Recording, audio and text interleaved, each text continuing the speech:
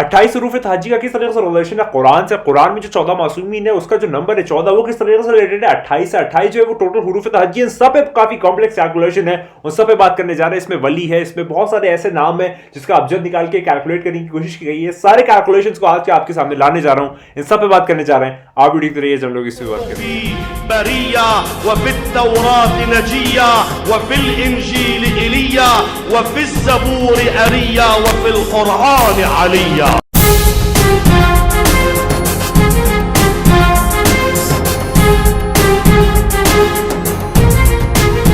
बात का आगाज करते हैं तो थोड़ा सा एक नए कैलकुलेशंस के साथ आज मैं आया हूं, और कुछ वक्त से 2 दिन या 3 दिन से वीडियो नहीं आ पा रही थी क्योंकि मैं काफी मसरूफ हो गया था, तो उसके लिए माजरत चाहता हूं। लेकिन चलें, आज कैलकुलेशंस और हुरूफ अबजद या इल्म अबजद के ऊपर बात करने जा रहे हैं, और इसमें आपको शायद मजा आने वाला है, तो वीडियो देखिएगा, इंशाल्लाह आपको मजा आएगा। तो बात का आगाज करते हैं। तो जो 14 मासूमीन है, 14 इनफैलिबल्स, आप सब जानते हैं कि जो हमारे मासूमीन है पहले मोहम्मद से लेके आखिर मोहम्मद तक की 14 की 14 जो मासूमीन है ये 14 इनफैलिबल्स हैं। और कुरान में इनका तस्करा बहुत तरीके से आया है, और अलग अलग पहलू से अल्लाह ने इनका तस्करा जो है, इनको जो डायरेक्ट है उसको करने की कोशिश की गई है। तो अगर मैं बताऊं कि मासूमीन जो है वो 14 हैं, 14 मासूमीन है जिनका कुरान में 7 रिपीटेड ऑफ्ट आयात के फॉर्म में नाम आया कि वो 7 आयात जो कि रिपीट होती हैं, तो इसका आपको ख्याल रखना है। तो उससे हम लोग सूरह अल-हम्द मुराद लेते हैं, या फिर वो 7 नाम जो कि रिपीट होते हैं 14 मासूमीन में, वो कौन कौन से नाम है आप सब बेहतर तौर पर जानते हैं। और अगर मैं आगे बात करूं तो जो 28 है वो टोटल अरबिक अल्फाबेट्स है, यानी कि जितने भी टोटल अरबिक लेटर्स हैं अलिफ से लेके या बड़े या तक, ये सारे जो है ये 28 है इन टोटल। तो ये वाली भी चीज आपको एकदम जहन में रखनी है। आप थोड़ा सा कैलकुलेशन की तरफ चलते हैं। अगर आप पहले 7 नंबर्स को ऐड करें, अगर आप पहले जो नंबर सिस्टम है उसके जो पहले 7 नंबर्स हैं अगर आप उसको ऐड करें तो वो हो जाता है 1 + 2 + 3 + 4 + 5 + 6 + 7। अगर इन 7 को ऐड कर दें एक साथ तो जो नंबर आता है वो आता है 28। तो अब आप देख सकते हैं 7 का डायरेक्ट रिलेशन कैसे है 28 से। ये फर्स्ट मैंने आपको एल्गोरिथम दे दिया। आगे बात करते हैं। अगर अब ये 1 से लेके अगर मैं 7 तक मैंने सारे ऐड किए तो वो 28 आता है। अगर मैं फकत और फकत सिर्फ 14 + 14 कर दूं तो वो कितना बनता है? तो अगर आप 14 यानी कि 14 मासूमीन का ज़ाहिर प्लस 14 14 मासूमीन का बातिन अगर आप इक्वलाइज कर दें, उसको ऐड कर दें, उसको समेशन कर दें, तो वो इक्वल आता है 28 के।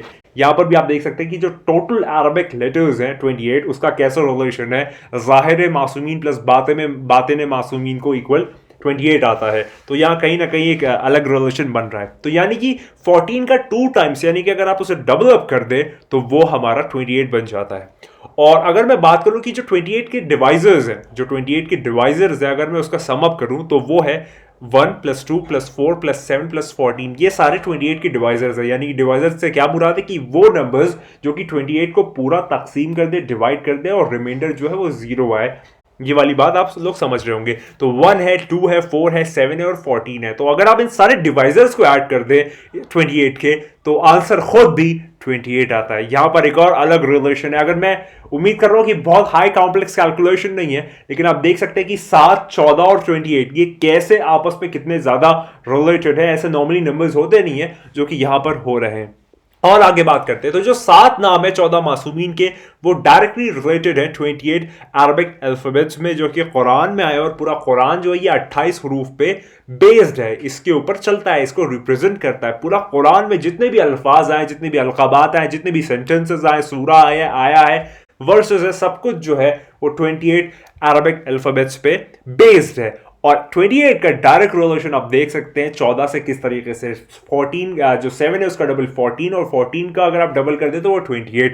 ये 3 जो सीक्वेंस है इसका जो आप कह सकते हैं एक रेशियो है या फिर जीपी ज्योमेट्रिक प्रोग्रेशन है, वो डायरेक्टली रिलेशन बना रहा है। ये वाली बात आपको ध्यान में रखनी चाहिए। अब थोड़ा सा आगे बात करते हैं।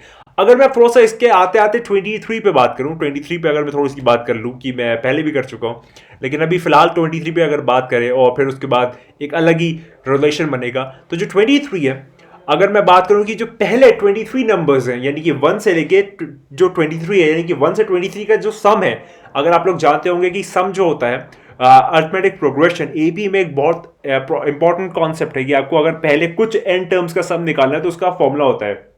तो उसके रिलेशन में अगर आप बात करें तो पहले 23 नंबर्स का सम अगर आप करना चाहें तो वो आता है 276। अब मैं आगे बात करूंगा कि आखिर 276 इतना इंपॉर्टेंट क्यों है। तो अब मैं पहले भी कुछ बात कर चुका हूं कहीं कहीं, लेकिन फिर से अभी थोड़ा सा बात कर लेते हैं। तो जो 276 है वो रिलेटेड है 12वें इमाम से, इमाम ज़मान इस्लाम, इमाम मेहदी अलैहिस्सलाम से। कैसे? सुनिए ऐसे। तो अगर आप 1 से लेकर 23 तक ऐड कर दे तो वो 276 आता है। और अगर आप 276 को मतलब अगर ब्रेक कर दे, अगर आप उसको लिखना चाहें तो आप उसको लिख सकते हैं 23 इंटू 12, 23 इंटू 12।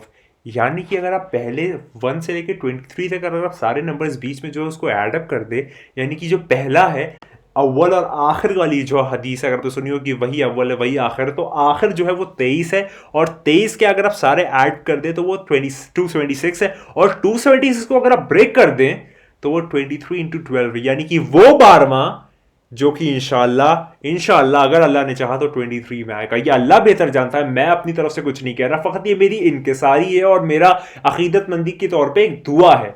तो अल्लाह करेगी जो 270 का पूरा कॉम्बिनेशन है उसमें 23 इंटू 12 है, तो वो 12वां जो कि इंशाल्लाह 23 में आएगा। ये वाला कॉम्बिनेशन देख सकते हैं। तो आगे बात करते हैं। तो जो 226 है इसमें 12 से मुराद 12वें इमाम है, और 23 जो है वो दुआ करता हूं इंशाल्लाह ताला मौला करे कि वो ज़हूर का साल हो जाए इंशाल्लाह ताला। थोड़ा सा और आगे बात करते हैं 23 और थोड़ा सा इसके ऊपर थोड़ा सा और बात कर लेता हूँ।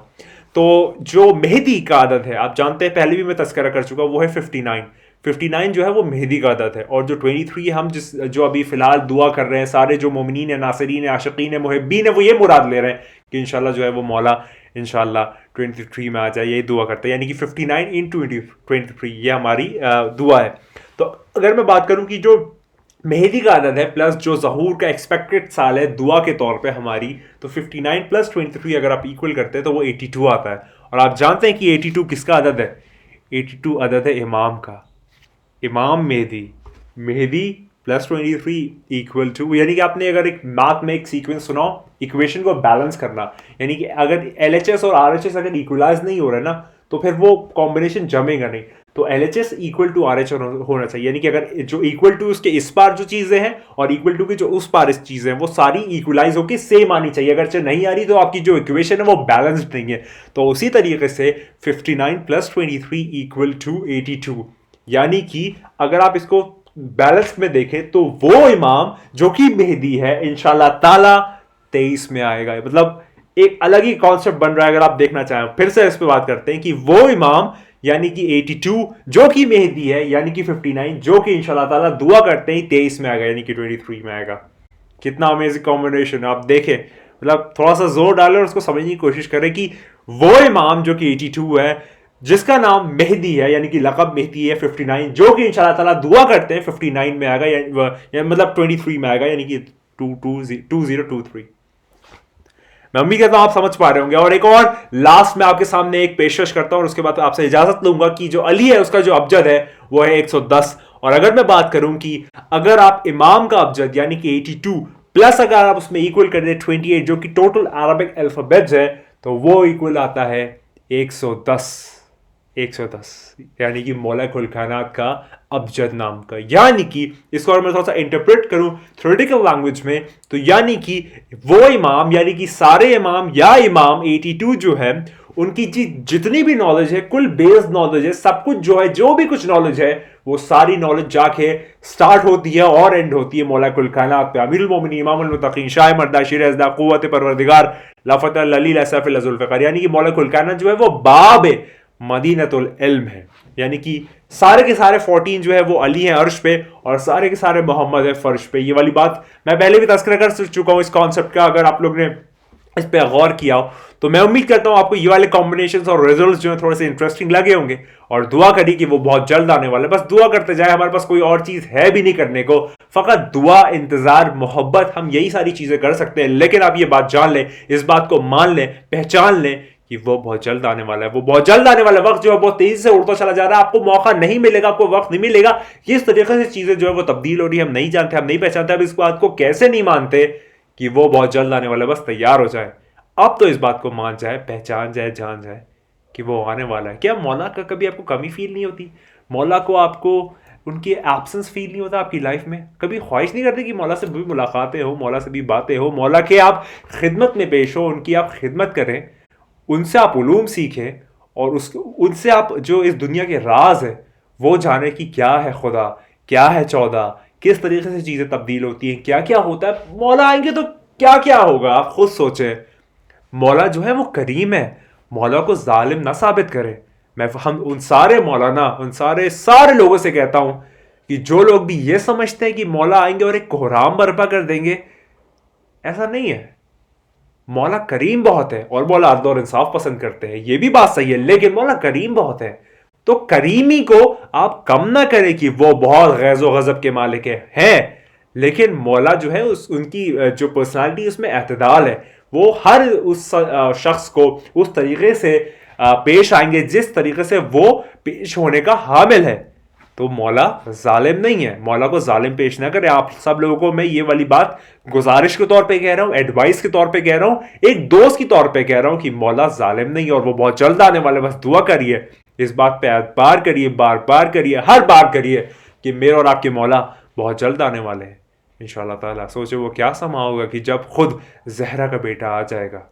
और इस वक्त जो अय्याम फातिमियों का एक सिलसिला है, जहरा के कातलों से बदला लेगा, क्योंकि जनाब फातिमा ज़हरा सलामुल्लाह अलैहा जो है हमारी जन्नती औरतों की सरदार है, हमारी माँ है, सैयदों की माँ है, और भी जितनी उम्मा है उनकी माँ है। उनका जो इंतकाम है वो बाकी है, क्योंकि उस 14 का आना बाकी है। जब वो आ जाएगा तो जो 13 की 13 गुजरे हैं उनका बदला लेने वो 14वां ज़रूर आ रहा है, बहुत जल्द आ रहा है। इस बात को मान लीजिए। हमेशा की तरह एक ही बात कहूँगा कि तू नहीं है, बस वही है। खुदा को याद करो यार, खुदा को याद करो। खुदा हाफिज़।